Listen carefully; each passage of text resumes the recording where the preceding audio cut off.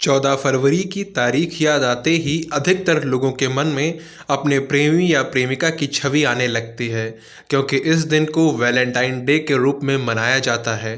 पाश्चात्य संस्कृति में वैलेंटाइन डे को प्रेम दिवस के रूप में जाना जाता है। भारत में भी इस दिन को बहुत से लोग सेलिब्रेट करते हैं, लेकिन आज से 4 वर्ष पूर्व 2019 में 14 फरवरी के ही दिन भारत भूमि पर एक बहुत बड़ा आतंकी हमला हुआ था, जिसमें मां भारती के 40 वीर सपूत वीर गति को प्राप्त हो गए थे। इसलिए 14 फरवरी को बलिदान दिवस के रूप में भी स्मरण किया जाता है।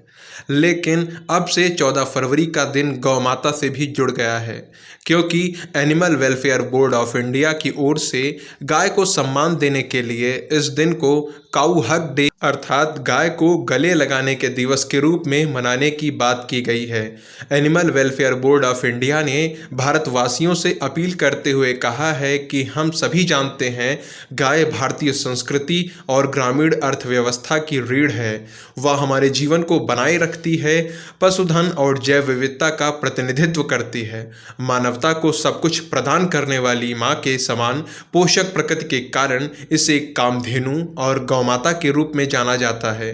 पश्चिम संस्कृति की प्रगति के कारण हमारी वैदिक परंपराएं लगभग विलुप्त होने के कगार पर हैं।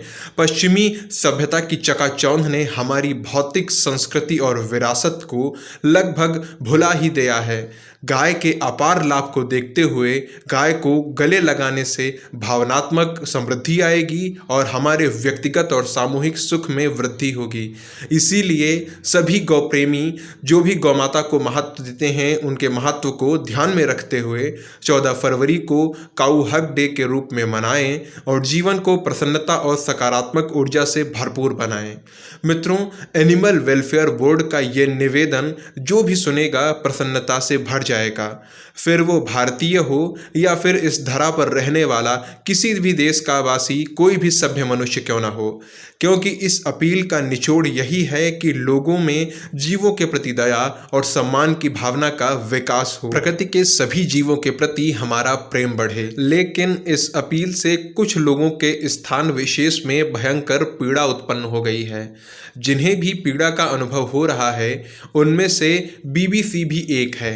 बीबीसी ने अपनी पीड़ा कार्टून बनाकर व्यक्त की है। अपने कार्टून के माध्यम से भारत के बहुसंख्यक समाज की आस्था के प्रतीक गौ माता का मजाक उड़ाते हुए उसने लिखा कि पूरे सप्ताह मनाया जाना चाहिए काऊ गोबर डे, काऊ मूत्र डे, काऊ मिल्क डे, काऊ घास डे आदि आदि। मित्रों, छिपकली हग डे, सुअर हग डे, चींटी हग डे ये मनाए जाने का निर्णय अगर animal welfare board of India ने लिया होता तो बीबीसी बहुत खुश हो जाता।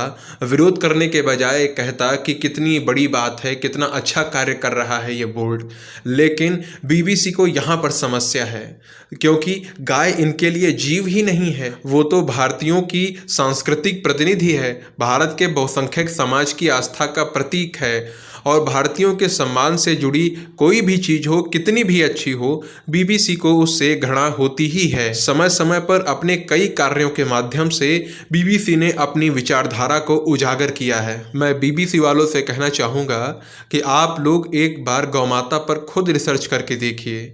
आप उनके मूत्र से लेकर दूध से लेकर प्रत्येक चीज़ पर रिसर्च कीजिए, फिर आपको जो निष्कर्ष मिले उसे स्वीकार कीजिए, लेकिन अंध घृणा में न भागिए।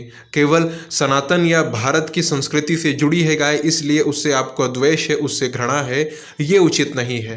तथ्यों पर बात कीजिए। अभी जब मैं ये वीडियो रिकॉर्ड कर रहा था, उसी समय एक खबर आई कि animal welfare board of India ने अपना जो अपील की थी उसे वापस ले लिया है। अब ये क्यों किया गया है, इसके पीछे क्या कारण है, ये तो मैं नहीं जानता, लेकिन यदि आलोचना के डर से इस निर्णय को वापस लिया गया है तो यह बहुत ही शर्म की बात है। वो अपना निर्णय वापस लेना चाहते हैं, सरकार वापस लेना चाहती है तो ले सकती है, लेकिन प्रत्येक भारतवासी के लिए हर एक दिन ही है गाय को गले लगाने का दिन।